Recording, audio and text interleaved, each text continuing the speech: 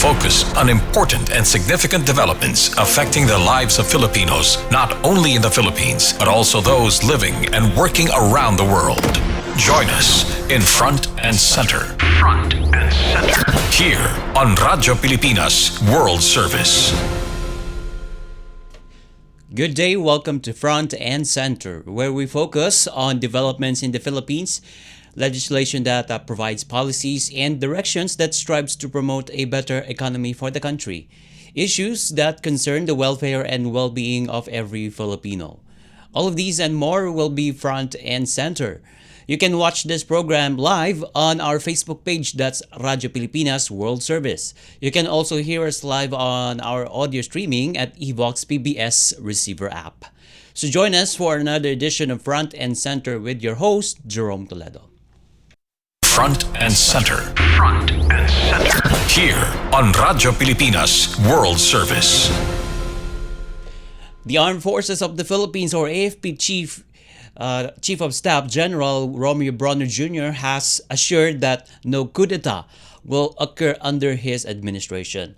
He said that in a statement, as long as he is the Chief of Staff of the Armed Forces, no coup shall happen. And he maintained that the AFP is a professional organization that is actively engaged in the pursuit of reform, accountability, and internal discipline, as he rejects claims of internal unrest within the institution. Bronner added that he has full confidence in the integrity, patriotism, and professionalism of all military personnel. The AFP chief reminded those who continue to stir discord and disinformation of the consequences of undermining institutions built to serve and protect the public. Bronner also stressed that frustration is not a license to target the protectors. And attacking the armed forces with baseless narratives only threatens to weaken an institution that exists to defend the Filipino. And Bronner also called for discernment when approaching a sensitive topics concerning public institutions and national security, and urged Filipinos to differentiate genuine concerns from baseless speculations. And he also reiterated that the AFP is focused on its mission on its protecting the people, preserving the peace, and as well as defending the nation. DFA Online. Here on Radyo Pilipinas World Service. Okay. All right. The government of Timor-Leste has decided to deport expelled lawmaker Arnolfo Teves Jr. and was banned from entering the Southeast Asian state for a decade or 10 years. And his deportation is based on a Ministry of the Interior decision that was out yesterday, saying he is in the possession of a passport that the Philippine government has canceled. If we can recall, the DFA has canceled the passport of the former lawmaker from the Negros Oriental and is staying in Timor-Leste without a valid visa and as well as legal authorization to remain in that country. And on the other hand, Teves' prohibition from entering Timor-Leste for a period of 10 years, it said, according to that statement from the Ministry of the Interior, is in accordance with its migration and asylum law. The Timor-Leste government issued the decision citing the criminal charges Teves faces in the Philippines, including 13 counts of murder, 13 counts of frustrated murder, and 4 counts of attempted murder. That's in relation to crimes committed between 2019 and 2023, including the murder of the then Negros Oriental Governor Roel Degamo.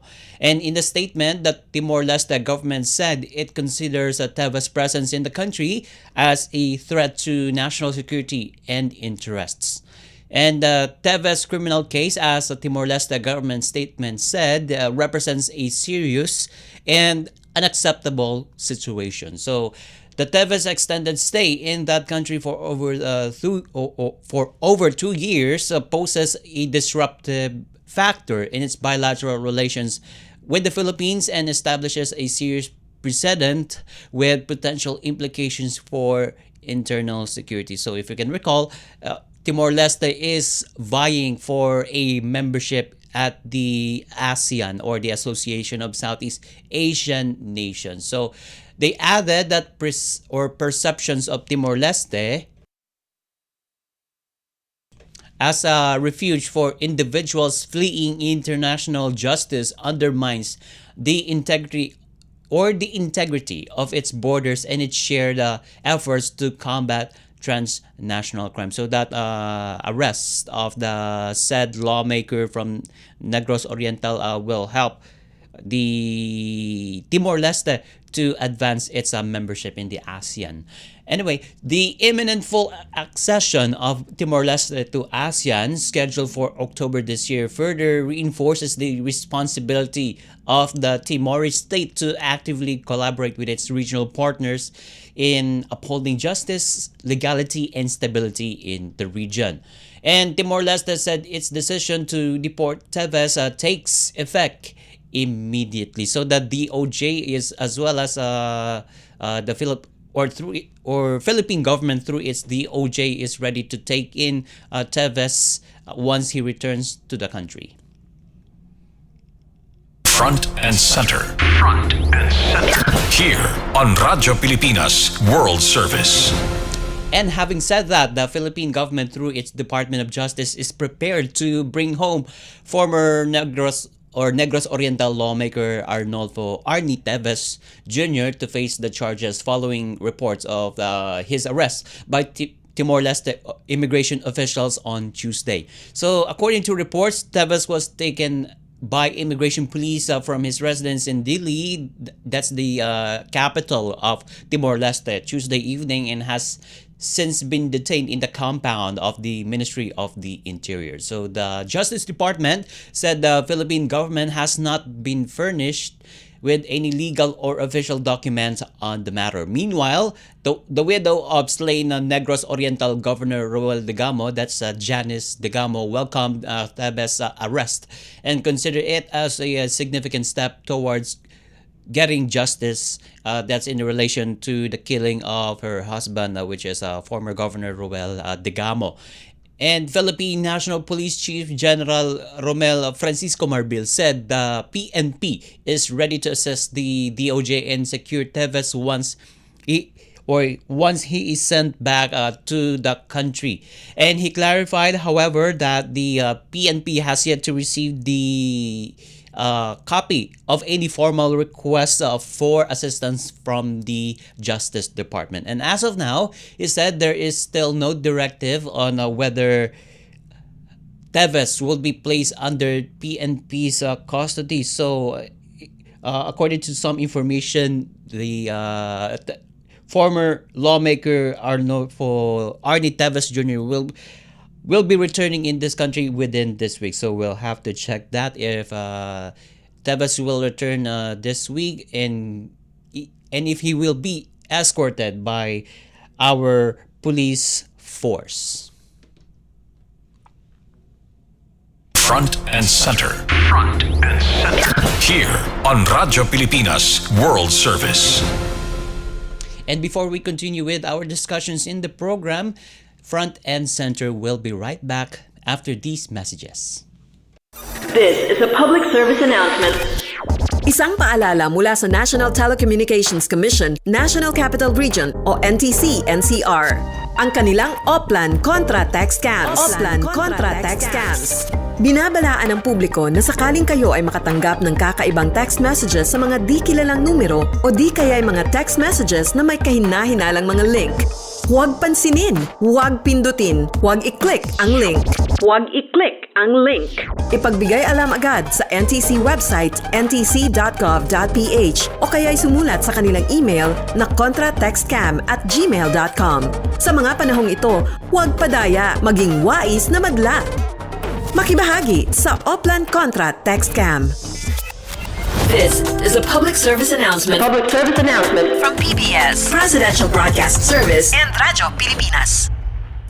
Pininisinta ni Pangulong Ferdinand R. Marcos Jr. ang dalawang bagong batas na kanyang nilagdaan. At una na rito ang magiging ganap na kagawaran ng NEDA na tatawagin na bilang Department of Economy, Planning and Development o DepDev.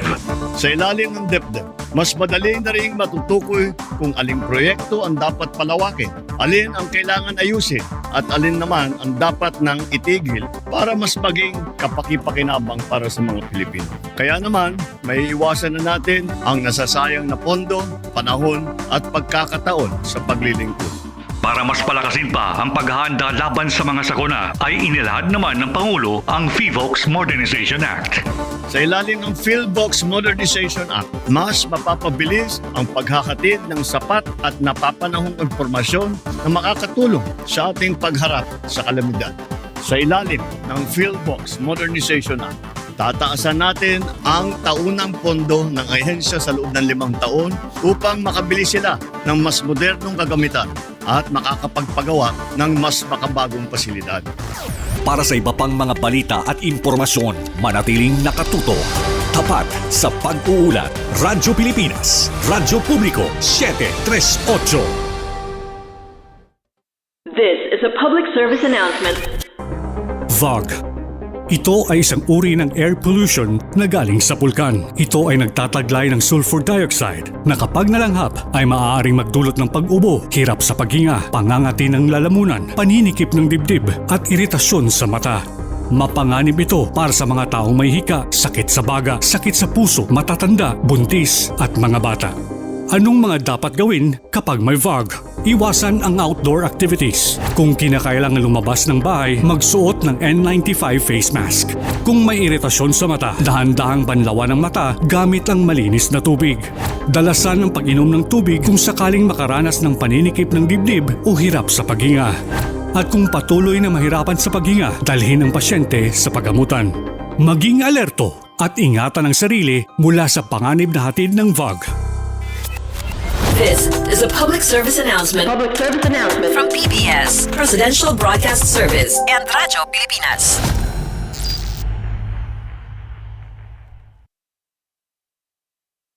Front and center. Front and center. Here on Radyo Pilipinas World Service. Welcome back to Front and Center. And speaking of Teves' case, particularly his arrest at the Timor-Leste capital, Dili, that happened Tuesday night. So we got an information here that lawyer of the former congressman from Negros Oriental, that's attorney Ferdinand Topacio, he confirmed that his client, which is Arnie Teves, will return to the country, and they are seeking clarifications from the DOJ as well as the Bureau of Immigration and the National Bureau of Investigation on how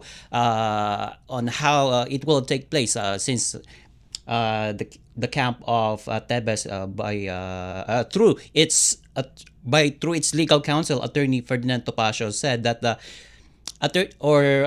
former Congressman Teves will return to the country, but we don't have any information when that former congressman will return to the country, and since that we will try to get some information as this information develops within this week. Anyway, switching to another topic, so particularly the case of Vice President Sara Duterte. So if you can recall, some lawmakers are planning to file 7 articles of impeachment against the Vice President and hope to start this case before 19th Congress wraps up at June 30th.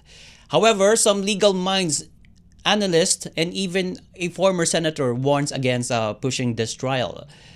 Starting with former Senate President Franklin Drilon, as he said that in a televised interview that an impeachment trial against Vice President Sara Duterte will not prosper due to legal uncertainties, lack of support from lawmakers, and even political signals from President Ferdinand R. Marcos Jr. As he put it, there will be no trial and will never happen. And speaking of political signals from President Marcos Jr., he said once again that he does not personally support the impeachment complaint. His allies at Congress did not file one, while other lawmakers did.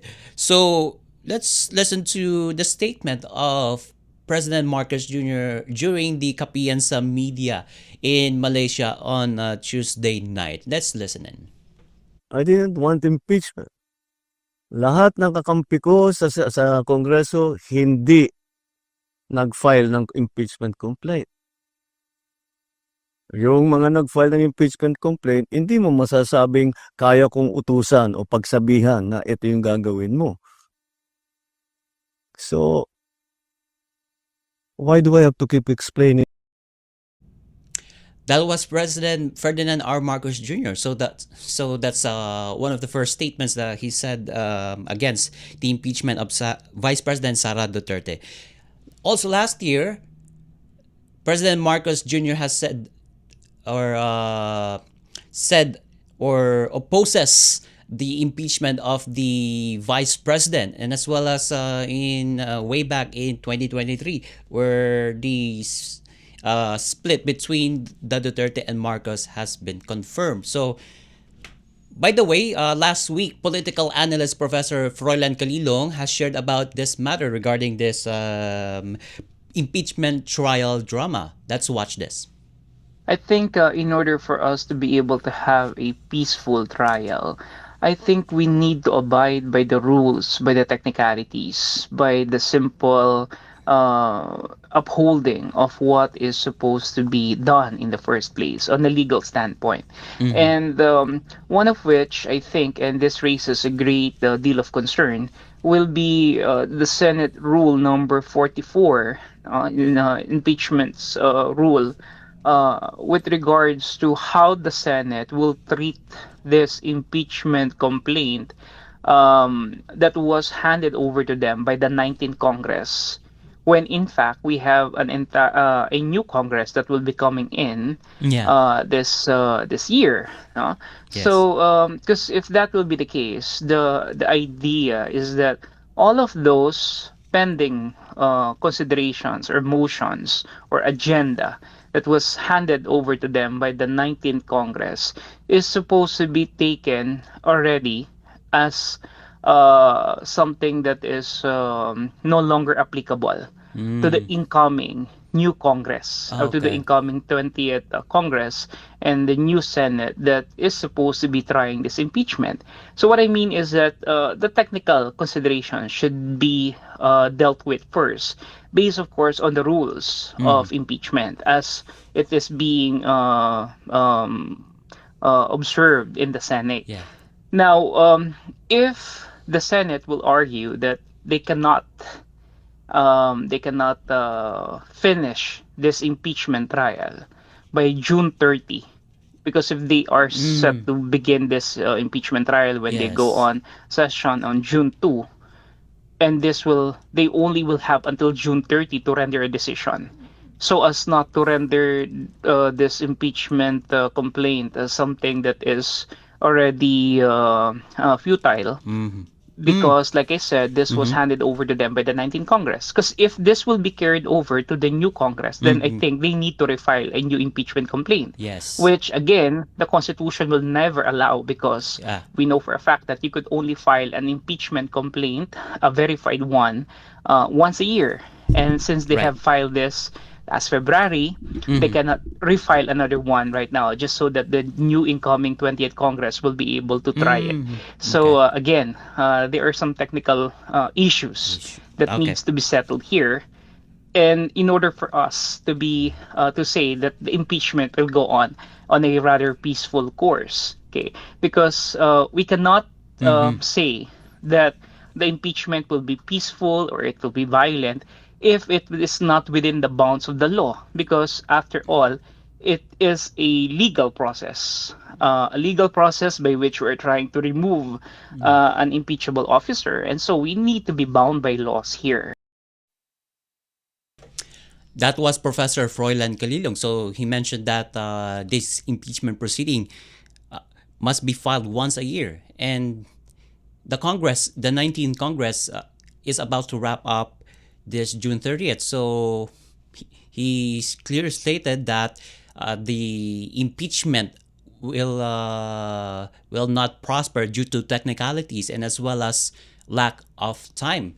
And also going back to former Senator Drilon, Senate President Francis Cheese Escudero said the impeachment proceedings will formally begin in June, but former Senator Drilon noted that the actual trial phase would likely fall in July. So that's after the new Congress convenes. So that's the 20th Congress. So former lawmaker added that there are no numbers in the Senate to convict Sara, and foreseeing its futility due to lack of support from lawmakers, which he said in that interview. So clearly, the impeachment trial is all about numbers game. So we'll have to watch out if this impeachment trial against Vice President Sara Duterte will prosper this coming next month of June, or will it be or if the impeachment will not prosper. So we'll have to watch out for that development.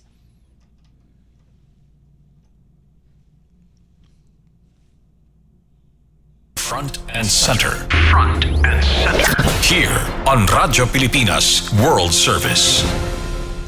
Okay, and before we go, President Ferdinand R. Marcos Jr.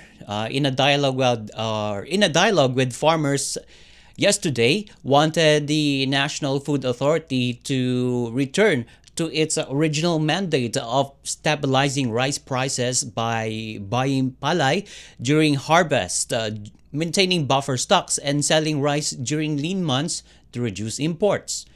The president informed farmers that the government is exploring ways to establish a floor price for rice to protect their incomes. President Marcos was assisted by Agriculture Secretary Francisco Chu Laurel and NFA Administrator Larry Lacson during the dialogue with the farmers. And President Marcos met with the farmers and leaders of their cooperatives of San Ildefonso before inspecting the NFA warehouse in Barangay Malipampang, located in the town. So the government effort is still continuing regarding the 20 peso rice, which the government aims to sell it to sectors, or particularly the vulnerable sectors of the country. So that includes senior citizens as well as PWDs and also single parents. So that program is very helpful to our vulnerable people it belongs to that vulnerable sector. So through that Presidential Decree number 4 that was signed on September 26, 1972, the NFA was established by then President Ferdinand E. Marcos Sr. So that's the father of the current president, which is President Ferdinand R. Marcos Jr. So the NFA's forerunner, the National Grains Authority, was originally mandated to promote the integrated growth and development of the grains industry, covering rice, corn, feed grains, and other grains such as sorghum, mongo, and peanuts. So evidently, the Marcos Jr. administration is spearheading this developments here, particularly in increasing the production of the said agricultural products.